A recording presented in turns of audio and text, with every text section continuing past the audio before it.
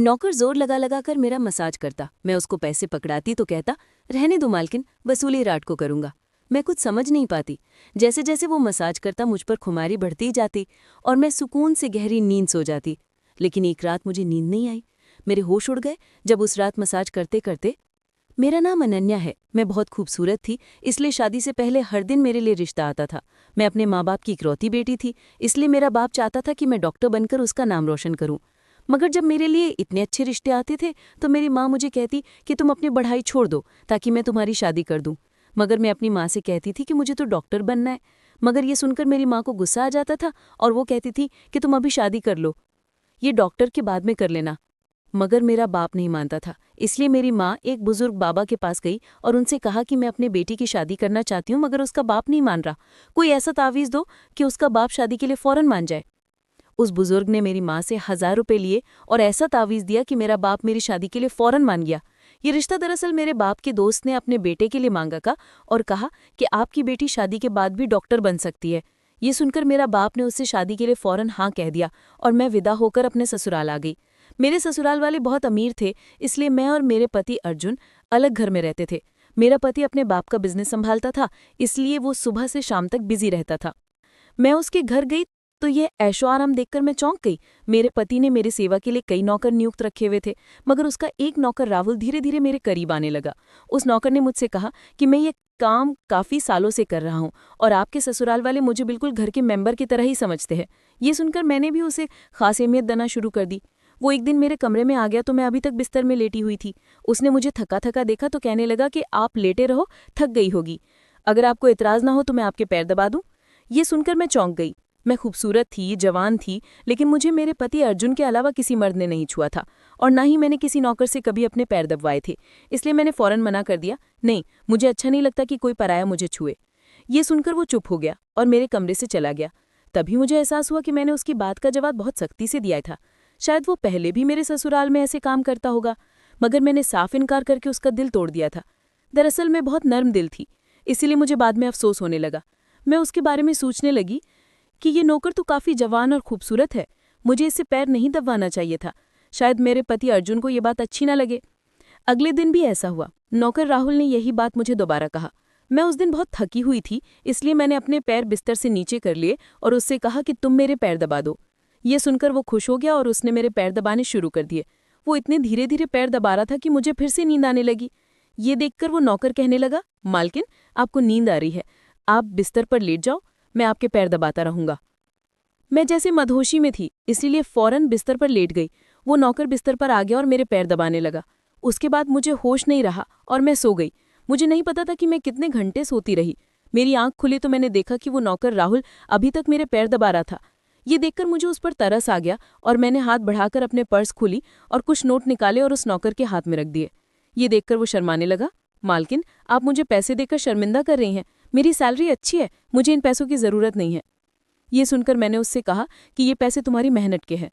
ये सुनकर उस नौकर ने मुझसे वो पैसे लिए और मेरे कमरे से निकल गया। मेरा पति अर्जुन रात को देर से आता था, इसलिए शाम को फिर उस नौकर को अपने कमरे में बुलाया और उसी से कहा कि तुम्हारी मालिश से मुझे बहुत अच्छी नींद आती है, इसीलिए जब तक मेरा पति घर नहीं आ जाता तब तक तुम मेरे कमरे में ही रहना।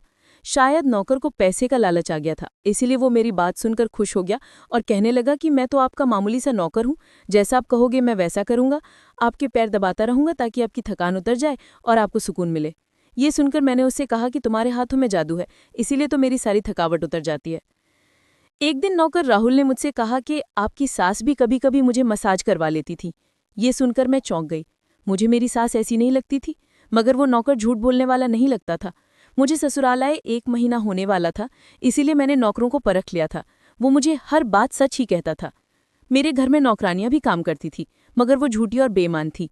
वो मुझसे जो बात सुन लेती थी उसे पूरे मोहल्ले में फैला देती थी, इसलिए मैं उन्हें अपने कमरे में नहीं आने देती। ये नौकर राहुल इस घर का पुराना नौकर था, इसलिए मैं उस पर भरोसा करती थी। नौकर भी मेरे कमरे में आता था, मगर अपनी नज़रें झुकाकर रखता था। वो मेरे जिस्म को हाथ लगाता, मगर उसकी नीयत खराब न थी। ऐसा हर रात होता था। एक दिन मैंने अपने पति अर्जुन से कहा कि जब से हमारी शादी हुई है हम कहीं घूमने फिरने नहीं गए। ये सुनकर मेरे पति ने कहा कि जब से हमारी शादी हुई है तुम भी तो हर वक्त नींद में रहती हो। मैं रात को भी घर आता हूँ तो तुम गहरी नींद में होती हो। दिन को मेरे पास वक्त नहीं होता और रात को मेरे घर आने से पहले तुम सो जाती हो। ये सुनकर मैं अपने दिल में सोचने लगी कि ये सब नौकर राहुल की मालिश की वजह से हो रहा था। मेरे पति की शिकायत यही थी। मुझे रोज रात को अपने पति के लिए जागना चाहिए था। उस दिन मैंने फैसला किया कि आज रात जब नौकर मुझे मालिश के लिए कहेगा तो मैं इनकार करूंगी, ताकि मुझे नींद ना आए और मैं अपने पति के आने तक जागती रहूं। शाम हुई तो मैंने नहाकर खुद को खूब तैयार किया और दुल्हन बनकर बिस्तर पर बैठ गई। नौकर राहुल मेरे कमरे में आया तो उसने मुझे मालिश के लिए पूछा, मगर मैंने साफ इनकार कर दिया। मेरी बात सुनकर वो कुछ उदास हो गया और वापस चला गया। कुछ देर बाद नौकर मेरे कमरे में आया तो उसके हाथ में दूध का ग्लास था।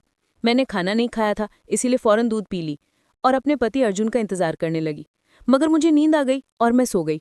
सुबह मैं जागी तो नौकर राहुल फौरन मेरे कमरे में आया और कहने लगा, मालकिन आपके लिए नाश्ता लेकर आऊं? ये सुनकर मैंने अपने पति के बिस्तर की तरफ देखा, वो खाली था। ये देखकर नौकर कहने लगा, मालिक को जरूरी काम था, वो नाश्ता करके चले गए। ये सुनकर मेरा मूड खराब हो गया। मैं रात भर उसका इंतजार करती रही, मगर वो सुबह होते ही ऑफिस चला गया। मैंने नौकर से कहा कि मेरे लिए चाय ले आओ। नौकर कमरे से बाहर निकल गया। तभी मैंने अपने जिस्म की तरफ देखा तो चौंक गई। रात को मैंने दुल्हन का कपड़ा पहना हुआ था, मगर अब मेरे जिस्म पर कोई और कपड़े थे। मगर मैंने अभी जेवरात पहने हुए थे। मेरा सर भारी होने लगा। मुझे ये सोचकर चक्कर आने लगा कि रात को मेरे साथ क्या हुआ था और मेरे कमरे में कौन था और उसने मेरे साथ क्या किया। मगर मुझे कुछ याद ना आया। मेरा दिल घबराने लगा और मैंने अपना सर पकड़ लिया। मेरा पूरा जिस्म दर्द कर रहा था। इसीलिए नौकर राहुल चाय लेकर आया तो मैंने उससे कहा कि मेरा जिस्म दबा दो। ये सुनकर वो बिस्तर पर आ गया और मुझे दबाने लगा। उस दिन मैं देर तक बिस्तर पर पड़ी रही। उस दिन मेरे पति अर्जुन अचानक घर आ गए। मैंने उसे देखा तो उस पर बरस पड़ी। मैं रात को तुम्हारे लिए दुल्हन बनकर जागती रही, मगर तुम नहीं आए। ये सुनकर मेरे पति कहने लगे, लेकिन मैं रात को कमरे में आया तो तुम गहरी नींद में थी, इसलिए मैंने तुम्हें नहीं जगाया।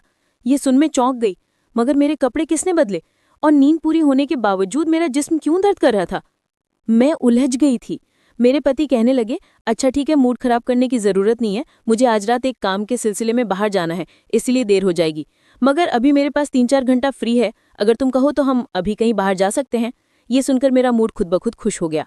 शादी के बाद ये पहला मौका था कि मैं अपने पति अर्जुन के साथ कहीं बाहर जा रही थी। मैं जल्दी जल्दी तैयार होने लगी, जबकि मेरा पति गाड़ी में बैठकर मेरा इंतजार करने लगा। उस वक्त नौकर राहुल मेरे कमरे में आ गया और मुझसे पूछा, मालकिन आप कहीं जा रही हैं क्या? ये सुनकर मैंने उससे कहा कि हाँ, मगर तुम क्यों पूछ रहे हो? ये सुनकर नौकर कहने लगा, मैं आपका नौकर हूं, मगर आपको यही सलाह दूंगा कि आप बाहर नहीं जाओ, क्योंकि आपका जिस्म थक जाएगा। ये सुनकर मुझे गुस्सा आ गया और मैंने उससे कहा कि तुम मेरे नौकर हो, मेरे पति बनने की कोशिश मत करो। ये कहकर मैं बाहर चली गई। न जाने मुझे किस बात पर गुस्सा आ गया था। मैंने उस नौकर को खूब खरी खोटी सुनाई दी। वो भी अपनी औकात जान गया था। तभी तो मैं जब घर आई तो वो मेरे सामने नहीं आया। मेरे पति मुझे गेट पर उतारकर वापस बाहर जा चुके थे। जब मैं अंदर आई तो मेरा सारा जिस्म बुरी तरह दुख रहा था।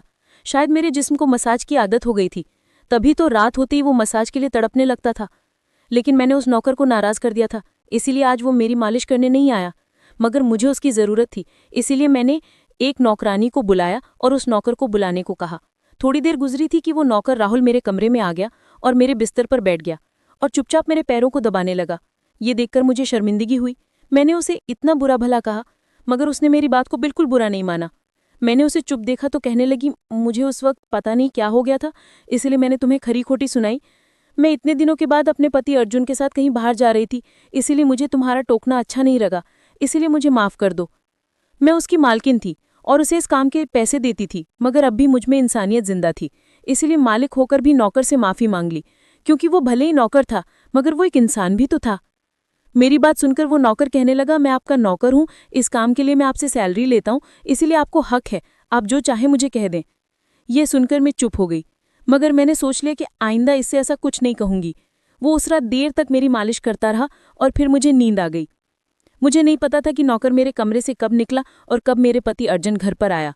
मैं सुबह उठी तो मेरा पति बाथरूम में था और बाहर जाने के लिए तैयार हो रहा था। मैं उसे हैरानी से देखने लगी। पता नहीं आजकल मुझे क्या हो जा रहा था। नौकर राहुल की मालिश से मुझे इतनी गहरी नींद आती कि मुझे किसी बात का होश ना रहता था। मुझे इस बात का भी पता नहीं चलता था कि मेरा पति कब कमरे में आता है। मैं सोचने लगी कि इस नौकर की मालिश में ऐसा क्या जादू था कि वो मेरे पति के आने से पहले ही मेरी मालिश करता तो मैं अचानक गहरी नींद में सो जाती थी। सुबह जब मैं उठती तो मेरा सर भारी महसूस होता और मैं चलने फिरने के काबिल न रहती। मगर मैं ये बात अपने पति अर्जुन को नहीं बताई, क्योंकि मैं नहीं चाहती थी कि ये बात मेरे पति को पता चले कि मैं उस नौकर से मसाज करवाती हूँ। एक दिन मेरा पति दिन के वक्त घर पर ही रहा। मैंने नौकर राहुल से घर के सारे काम करवाए, अपने कमरे में नहीं आने दिया। नौकर भी घर के सारे काम करता रहा और मसाज वाली बात किसी के सामने अपने मुंह से नहीं निकाली। मैं भी चाहती थी कि ये बात किसी को पता न चले। इस दौरान जब मेरा पति घर से बाहर जाता था, मैं उस नौकर को कमरे में बुला लेती थी। मगर एक दिन मेरा पति अर्जुन अचानक ही घर आ गया और मैं कमरे में थी। ये सुनकर मैं घबरा गई और सोचा कि पति के आने से पहले नौकर को भगा दूं। मगर ये नौकर राहुल भी बड़ा समझदार था। मेरे पति के आने से पहले दूसरे काम पर लग गया और मेरे पति को कुछ पता नहीं चला। मैं मसाज घर की नौकरानियों से भी करवा सकती थी, मगर उस नौकर के हाथ में क्या जादू था कि मैं उसे हर रोज अपने कमरे में बुला लेती थी। मुझे पता नहीं क्या हो जा रहा था। जिस रात मैं नौकर से मसाज नहीं करवाती थी, उस रात मेरे पूरे जिस्म में दर्द हो जाता था। सुबह में जागती तो मेरा सर भारी हो जाता था और मुझे थकान भी हो जाती थी। एक रात मैंने नौकर राहुल से मालिश करवाई और गहरी नींद सो गई। सुबह मेरी आंख खुली तो फिर से मेरे कपड़े चेंज हो चुके थे। ये क्या माजरा था? ऐसा कौन करता था? क्या मेरे पति अर्जुन मेरे साथ ऐसा